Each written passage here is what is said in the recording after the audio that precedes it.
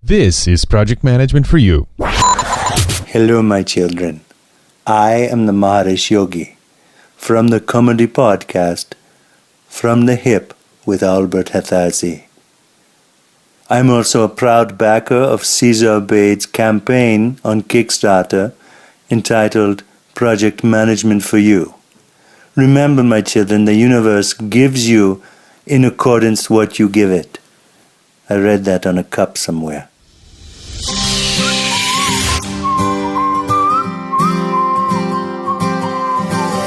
Are you a solopreneur, individual, or small business owner who struggles with ideas and lacks converting those ideas into reality? Do you underpromise, afraid you won't deliver? Learn the least you need to know to start your path of turning ideas into reality and delivering on your promises. Each episode is designed to help you get things done. Welcome to Project Management for You with Caesar Abade.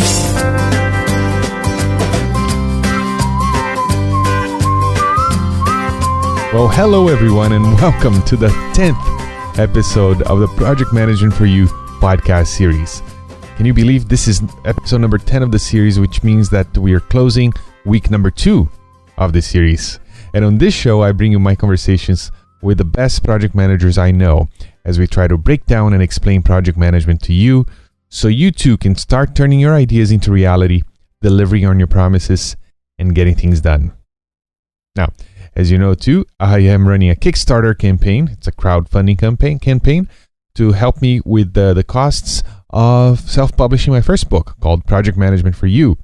And I'm happy to report to you here at the end of the 10th day, I believe, of the campaign that I am now 68% funded, which is crazy.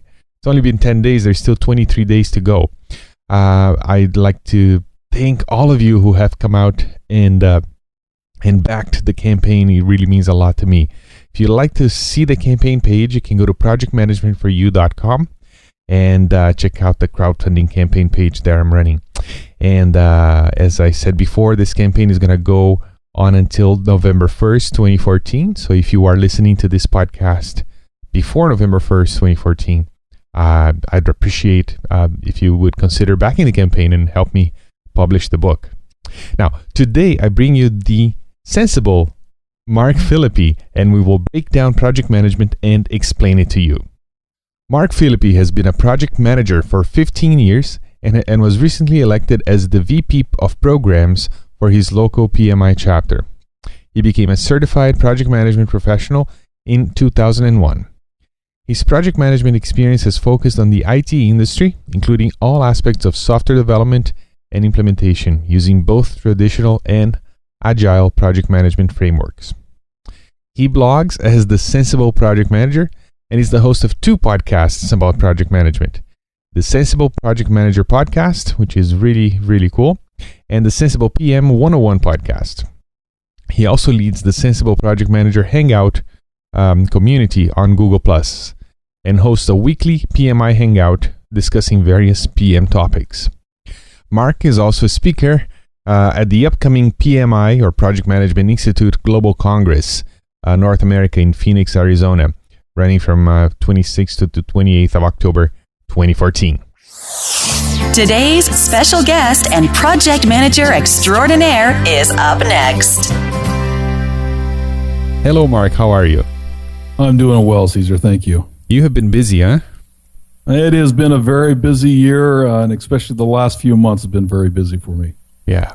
Mark, you can't search for project management on the internet and in iTunes and different places and not running to you and your picture with a big thumb up. I mean, you just pop up everywhere, and I think you're doing a fantastic job with promoting project management to the masses, which is one of my passions as well. So we have a lot in common. It's great to have you on the show. Thank you for coming back.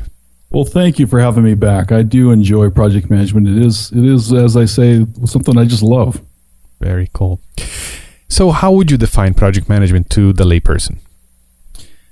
Well, let's start with you've probably heard this already plenty of times, but I'd like to look at just the definition that PMI, Project Management Institute, defines a project first of all, then project management. So, and I think that's a good place to start. But a project is a temporary endeavor undertaken to create a unique product, service, or result. And it has to have a very unique beginning and end. And so just understanding, first of all, what a project is important, I think, because it just gives you context to understand that it's something that I'm producing something, and it has to have a beginning and end. If it doesn't have a beginning and end, it's not a project. I think the word project quite often is used out there in the world today in a way that really they're trying to describe a project, but it's not truly a project if it's an ongoing type of a thing. So that definition that PMI has, I think, is really good because it helps you understand the context of what a project is. I agree. And the term project manager, project management is thrown around a lot, and it's typically not correct. It makes me cringe a little bit when I see, I hired a virtual project manager to help me with my blog or something like that, and I'm like, well, that's not really a project, No, exactly. But in the same sense, it's interesting because as I think about this, what you're talking about here is how do you bring that home to the layperson? I think often even if you're not in the project management profession, we quite often are working with projects every day, and we don't even think about them as projects. So I think what you're doing here is really, really interesting because people do need to understand that even if they don't go into this profession, there are still so many interesting aspects about project management you can apply to your lives. Mm-hmm. Yep, I agree, and that's why we're here today to talk about that, because that really changed my life, and I want to tell everyone about it. So yeah, go ahead. Well, I was just wondering, so if I were to take that concept of a project and now talk about project management itself, that project management, as PMI describes it, is the application of knowledge, skills, tools, or techniques that helps you deliver on the project goals that you have. The activities that meet the project goals, that's what project management is. It's just whatever you need to do to produce the end results of a project. And if I may, can I give an example of how, just a simple example of a project that I've had in my life? As you said, I've been very busy, but just a simple example that people might be able to relate to. Oh, I'd love to hear about that. All right, so very simple. I live out in the country. I have 20 acres of land in the great Pacific Northwest. And my house, we get a lot of snow in the area, and so during the wintertime, we heat, not fully, but we try to offset the cost of heating the home with burning wood. And so a project that we always have throughout the summer and usually in the fall time frame is to bring in our wood for the winter. Now, to relate this to a project, so this is an everyday project that I would have, something that happens every year, but it has a very specific beginning and end. And that is, I have a vision of being able to know that I want to be able to heat my home. And to do that, I need to be able to have a certain amount of wood to make it through the winter. So we as the family will work together as the project team to gather this wood. So I have a very specific goal of being able to cut, split, stack 4 cords of wood that will help get me through the winter. So that's really a project. Now the team that I use is myself as the project manager. That's Dad, right? And I don't know if I've told you this before, but I have 8 kids. And so I have a pretty good project team. And so we all divide up the responsibilities. So Dad gets the chance of being able to cut down the trees. Some of the older kids can be able to help limb the trees and split the wood. And then all of the kids and everybody gets to be involved in stacking that wood and covering it up and getting it ready. So that is a perfect example of a simple project that I hope everybody can relate to. Maybe not everybody brings in wood like I do, but that is the type of an example of a project. That is a perfect example. And I just want to, just a parenthesis here. I liked you before. I like you even now, even more now that I know that you have 8 kids and you live out in the country. That's actually where I learned my project management skills with the 8 kids. That's fun. That's a beautiful thing. So congratulations. It sounds like a beautiful, beautiful family and a beautiful setup that you have there. Well, thank you. No, I just had to say that because I'm a family guy too, and that was really cool. Anyway, so we'll talk more about that after we're done. Okay.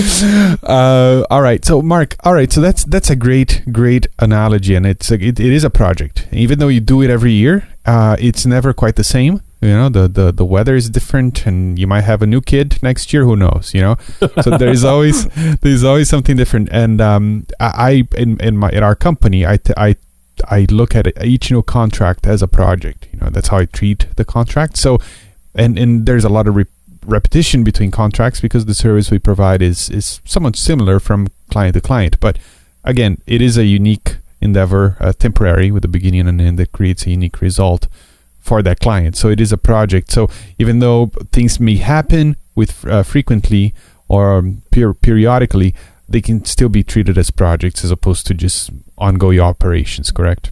That's correct.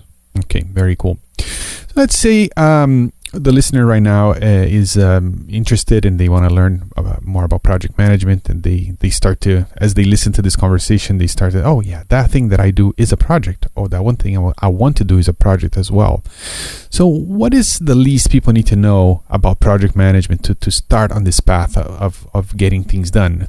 Even simple things like, you know, gathering wood for the season.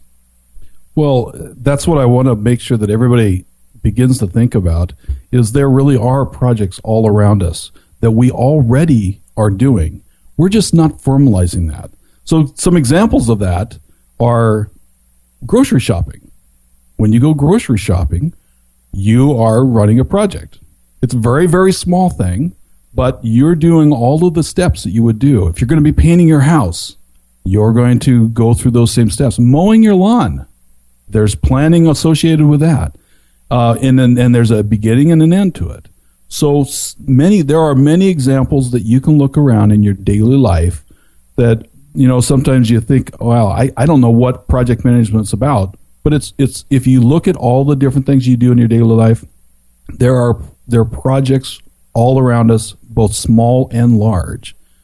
Now, one of the most important aspects of project in my mind is being able to understand what the project's all about. And how important it is to deliver value. In fact, this at the end of October, I'm going to be speaking at the PMI Global Congress, and my topic is delivering business value, the most important aspect of project management. I think that that's really important because if we are not going to have a project that is delivering value, in the case of my wood example, bringing in wood to the family, the value of that, of chopping the wood, cutting down the trees, chopping the wood, stacking that wood, is to be able to provide warmth for my home and my family. There's some real value to that. If I didn't have a fireplace, I'm not going to go through those exercises of cutting down wood because it's not easy to do. There's a lot of work in it. So if there's no value to my family for cutting down those trees, I'm just not going to do that. That's true with any project we need to think about, is if we're not delivering true value to whatever the customer is or whoever the customer is, then we should not do that project. Mm-hmm. And you believe that is the basic of the basic that people need to understand about projects. Yes, just back up and think about why is it we're doing this project. Before you get into all the steps of figuring out how to plan and all do those kind of things, should we even be doing this project? And make sure you're clear and understanding what the vision is and the value that you're going to be delivering for that project. And then I think, to me, almost everything else falls into place. Mm-hmm. If you understand what that vision is and what the value that's being delivered. Very good. All right, so let's say you have an idea in your mind and you realize that, this is going to bring value. and now you want to turn it into reality. So what are the stages of bringing an idea to reality? Okay, so the steps that you would take when you're working on a project are, first of all, you going back to what I just talked about. First, have to be able to initiate the project. So in initiating the project, you need to be able to, as I mentioned, understand the vision, understand the value that is there, what goals you have for that project, maybe identifying what are the deliverables or what things are we producing as a result of this project. The next step is, now I sit down, now I understand why I'm doing the project. Now I sit down and I make a plan on how to execute that project. What is it that I need to do? What are the activities of the project? What are the things that I have to do to produce these things that are deliverables? And who am I going to need? What kind of resources am I going to need? Am I going to need a number of different people to deliver this project? Can I do this by myself, which is probably unlikely? Do I need other resources? Is there a budget associated to that? Basically, putting together your plan. And then the next step is to execute your plan. So take that plan that you've put together and start working on that plan. Assign out the activities to the different people that will be working on the project, and tracking to make sure that those things are being delivered as you expected. And then the final step is closing the project. All those things made sense? Yes, yeah, it reminds me of something. I can't put my finger on it. Project management. Well, I have an example again for this that is another very simple example that can take you through each one of the steps. Okay, perfect. All right. So first of all, let's go back. I mentioned earlier, grocery shopping is a project. I know it's a very small project, but it's an everyday thing that we might do. And again, I will call it a project because it has a beginning and an end, and we are producing a very specific thing. So one of the things that, first of all, in the first step is, if we're going to need to identify the value or initiate the project, we have to sit down and we have to think, okay, I have some meals that we're going to produce this week. We need to eat. And so we need some food to be able to do that. So we need to make a trip to the grocery store to get that food. So then if I say, okay, yeah, there's some value in that. Now I sit down and make my plan. So I might need to list out the ingredients that I need to have for the meals that I plan on having for the coming week. I need to know, how am I going to get to the store? Do I have a vehicle? Do I need to get on the bus? How is that transportation going to be? What is the budget that I have to work with? Am I going to be limited to my budget? And is that budget matching up with the ingredients that I'm needing? Who am I going to take with me? Am I going to take my kids with me? Do I do this by myself? I work out a plan of all the things. Maybe I might come up with a checklist of all the ingredients that I need to pick up, and how much money do I need to have? So once I get my plan together, then I go execute that. So I get in the car, go down to the store, pick up my groceries. I go down my list and I'm starting to pick these things up, and then I find out, in project management, change happens all the time. So what happens if the store that I go to doesn't have one of the items on my list? Now I have something I need to address, and to be able to figure out, do I go to another store? Will a substitute item work for that? There's tough decisions that you have to get. Like, you get to the end of the checkout line, I have to decide whether it's paper or plastic. Man, that is a tough decision. But then I'm going to bring the food home, and then I'm going to put the food away. That's my execution phase. And then the last thing is, I'm going to close the project by saying, okay, I've double checked my list, make sure I've gotten everything, and I'm good to go. So that's, again, a very simple example of a small project that we can think of every day. Mm-hmm. That's a great example. And Mark, what I think happens is, because we do this all the time, we kind of take for granted, all the planning and the work that takes and the decision making that we go through as we execute this.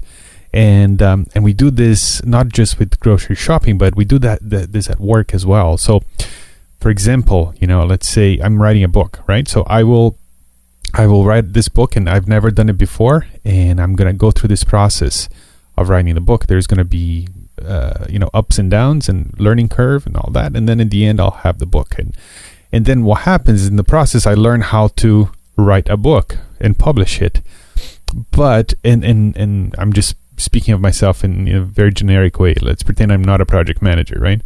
And then I think we tend to focus on that end result, and we, instead of focusing on the process, because if you know project management, then with confidence you can take on any project, even if you've never done it before, because you know that you have to go through those stages.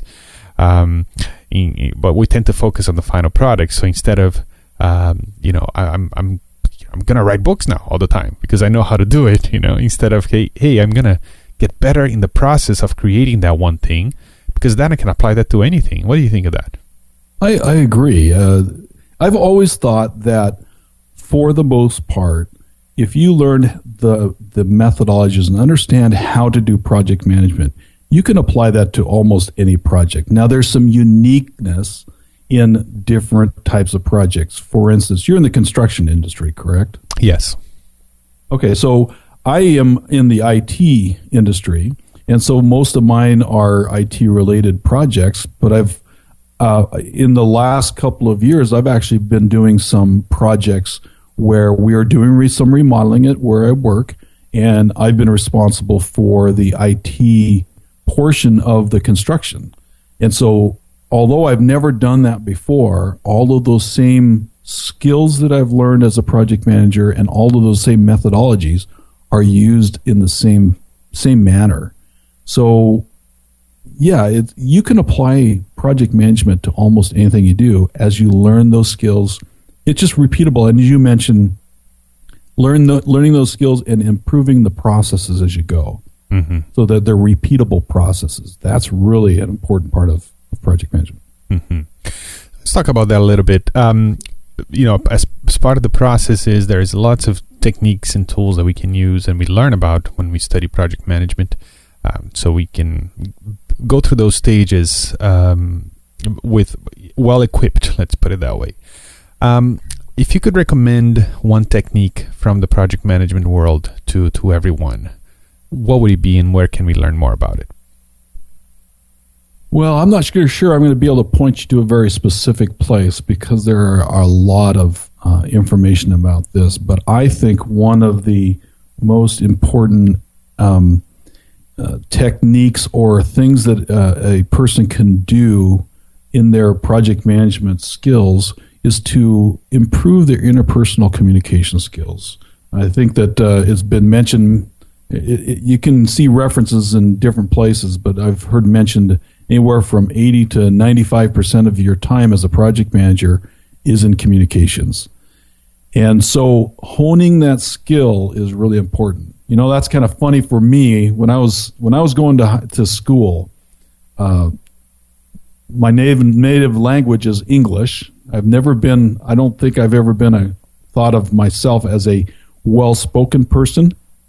And if you talk to my English teachers going through school, you would say that my skills for the English language were not the best because math was my skill.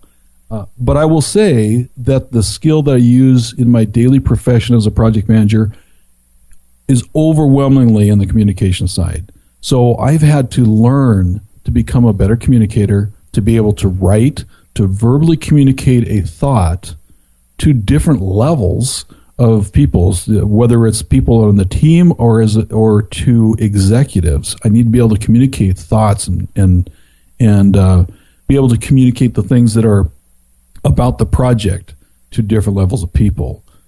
Along with that is working with people on a daily basis, be able to read their body language, help them work through issues. Those kinds of communication skills are invaluable. And I look at that as a challenge for me every day because whereas I think I'm getting better at doing that, that is an ongoing skill that I try to improve each and every day. Mm-hmm. Very interesting. That's what you chose, because it is the most basic thing. If you can't communicate, then you won't go very far. Let's put it that way. No, you won't. Yeah. All right. So speaking of people, people are large. It's a big part of the project, and in how well people work together is usually a good measure of whether or not this project is going to be successful and things like that. So working with people can be tricky, especially from guys like you and I who are from a technical background, and we went to engineering school because we like numbers. If we liked talking to people, we would have done something else. But we go and we get promoted to these positions, and now we need to deal with people, right? So let's say in the areas of getting people to collaborate and maybe delegation, what are your thoughts on those two things? Well, first of all, I think that collaboration on a project team is so important. It is the thing that gets the project to keep going. If you can get people to work together, then that is really something that is a magical thing. When they start working together and they're cohesively working towards the same goal, that is where the magic happens. I have a quote that I've absolutely loved. And I don't remember, I might have even mentioned this on the last time when I was on your podcast, but I'd like to bring it up again. It's one that I just absolutely love. It's by an aviator, a French aviator, I believe from the early 1900s. His name is Antoine de Saint-Exupéry. And he says, if you want to build a ship, don't drum up the men to gather wood, divide the work, and give orders. Instead, teach them to yearn for the vast and endless sea. That to me speaks to me, because what that tells me is you can make your plans as on your project, but if you can burn into the hearts of your team members the importance of the project, why is it you're doing the project? What is the value you're delivering? And if they can understand that, boy, all kinds of roadblocks just disappear, because they will start to uncover and break down those roadblocks and just uncover all of those things and just get through things. So that they become almost self-motivated because they believe in what they're delivering. And to me, that's the key to getting people to collaborate together. There's a lot of other tools that will aid in that, but if you can help them to understand what the purpose of the project, that removes most of the blocks. Wow, that quote rings a bell. You may have mentioned this before, but it's a beautiful, beautiful quote. And the other thing I was thinking about is Antoine Saint-Exupéry. He wrote a book called The Little Prince, which is a book that we have here. I grew up in South America. We read this, but you guys not so much up here. But I was kind of giggling inside, because The Little Prince can be also applied to some project managers out there, and we don't want to go that way, do we? We want to be known as the Little Princes. I'm not familiar with that book, so. We have it here at home, and it's one of our favorites. But that's a beautiful, beautiful quote, and that is well put. I need to look that up and have it printed, because it is so true. It is so true. Thank you for sharing that with us. Can you say his name again? Because I've always butchered his name, and I want to be able to get it right. Right, and I don't speak French either, but here's my best attempt. Antoine de Saint-Exupéry. Way better than I've got. I'm sure the French-speaking people here listening to me are cringing, but between the two of us, I think we got a pass. Yeah. I'm speaking a foreign language right now, so talk about thinking in different languages in my head right now. So it's difficult. Well, you do an amazing job with that. Thank you, Mark. Very cool. Now, this is a great quote, and this is probably going to be the title of this episode. It's beautiful, beautiful, beautifully put. And it really describes the work of the good project manager. Just get people to yearn for the sea. That beautiful thing. Now, Mark, let's say people, listening right now, they are excited and they want to learn more. What is your final thought for the listener who wants to learn and use project management to get things done and to build that ship and to go out into the sea? Well, there are so many different resources in our world today of the internet. So many different things to find and basics. Of course, as you put together your book, that will be a great resource. You and I must be thinking very similar, because I just recently completed a series with my podcast, the Sensible Project Manager podcast. And that series was a mentoring series where I sat down with a gal, Terry Etchegwin, and that series is called Preparing for the CAPM. And what the CAPM is, the Certified Associate in Project Management. That is a certification that you can get through PMI. And she had a goal to be able to pass that exam. And so we sat down with 14 different sessions, and we basically went through the PMBOK, or the Project Management Book of Body of Knowledge. That is what describes the way PMI goes through project management. And in that series, we talk through that. You can find that at sensiblepm.com/mentoring, and you'll see the whole series there. I think that that's a good way for you to learn about the basics about project management, and kind of a fun way. I think I had fun with it. That's cool. That is a great idea, and the CAPM is a great certification for people getting started. Even if you don't want to take the exam, you can study for it, and you'll learn a lot about project management. And it's a great way to digest what's contained in the project management body of knowledge, because that book is really dry. And if there's a resource out there that will help us get through it in a way that makes sense, because really the PMBOK guide works, but we need to kind of people are so quick to criticize it, but the reality is that it works. It works in the business world. It's very effective, but it's hard to make sense of it all. So I love that you created this resource. I'm always looking for those entry point resource that I can point people to, and this is definitely going to make the list. And if made by you, I know it's going to be good. Well, thanks. I hope you enjoy it. Very cool. And I'll have links to that as well. So again, just for the listener right now, what's the URL again? sensiblepm.com/mentoring. Perfect. sensiblepm.com/mentoring. Mark, thank you so much again for being so generous with your time and your knowledge and having these conversations here with me for my audience. I really appreciate your time. Thank you, Caesar, and good luck with your book. Don't forget to check out Caesar's new book, Project Management for You. Available now at projectmanagementforyou.com. All right. I hope you enjoyed my conversation with Mark Phillipy. Mark is a great guy, very accessible, very resourceful. He creates a lot of content. So if you enjoy podcasts and you enjoy project management, I really recommend you check out his show. Just look up the Sensible Project Manager or Sensible PM in iTunes, and you'll find him no problem. In fact, if you just search for project management in iTunes, you'll be able to find his podcast right there. Now, if you enjoy what you're hearing here and would like to maybe take a step-by-step approach to learning project management, and so you can start turning your ideas into reality, delivering on your promises and getting things done, head on over to projectmanagementforyou.com and consider backing this project.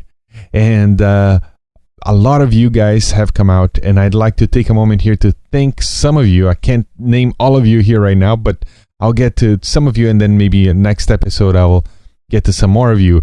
But Stephen Cross, Michael Berenberg, Dave Gordon, Kay Adam Smith, Ben Adam Smith, Matthew Cutler Welsh, Ricard Nissis Gagne, Andriele Ribeiro, Casey Robaza, Jared Easley, Cherry Esner, Andrew Jardine, Dan Franks, Erin Jardine, Andrew Shear, Tina Schallhorn, James Kinson, Brian Wallace, Albert Hatazi, Danilo Tamboni, and Cliff Ravenscraft, to name a few.